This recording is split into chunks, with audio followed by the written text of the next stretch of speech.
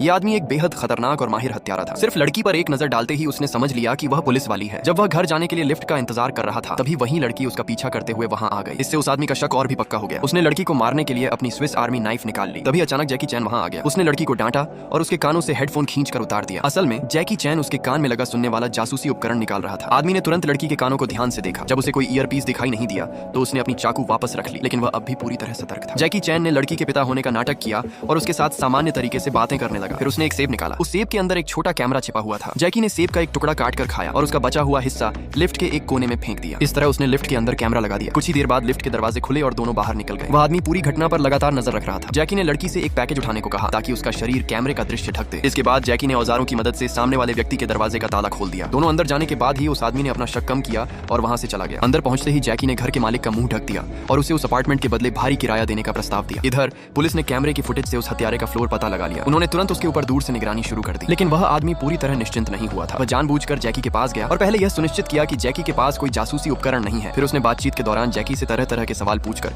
उसकी असलियत जानने की कोशिश की। लेकिन जैकी पूरी तरह तैयार था और उसने हर सवाल का सही जवाब दिया। यहाँ तक कि उसने उस आदमी को अपने घर आने का न्योता भी दे दिया। घर के अंदर पहुंचते ही उस आदमी ने छिपे हुए सुनने वाले उपकरणों की तलाश शुरू कर दी। जब उसे कुछ भी संदिग्ध नहीं मिला तो उसने पूरी तरह अपनी सतर्कता छोड़ दी। इसी मौके का फायदा उठाकर लड़की ने अपना फोन उस आदमी के फोन के बिल्कुल पास कर दिया और उसका डेटा कॉपी कर लिया। उस आदमी के वहां से जाते ही लड़की तुरंत वह कॉपी किया हुआ डेटा पुलिस स्टेशन पहुंचा देती है। तभी अचानक दरवाजे पर दस्तक होती है। जैकी को लगा कि शायद लड़की वापस आई है, लेकिन जैसे ही उसने दरवाजा खोला एक हत्यारा अचानक अंदर घुस आया। उसने जैकी को मारने की कोशिश शुरू कर दी। हत्यारा बिल्कुल भी पीछे हटने वाला नहीं था। वह कमरे में घुसकर लगातार जैकी पर हमला करता रहा, लेकिन उसने पहले ही निगरानी प्रणाली में एक वायरस डाल रखा था। इस वजह से पुलिस को जो कैमरे की फुटेज दिखाई दे रही थी वह बदली हुई थी। पुलिस को असली खतरे का पता तब चला जब लड़की वहां पहुंची और उसने देखा कि जैकी मुसीबत में है। उधर जैकी ने सही मौका देखकर मेज पोश का इस्तेमाल किया और हत्यारे को काबू कर लिया। लेकिन हत्यारे ने चालाकी से अपने पैर से पिस्तौल को अपनी ओर खींच लिया और उसे फिर से इस्तेमाल करने की कोशिश की। इसके बाद उसने दरवाजा खोला, एक रस्सी बाहर की ओर फेंकी और तुरंत वहां से भाग निकला। जब तक पुलिस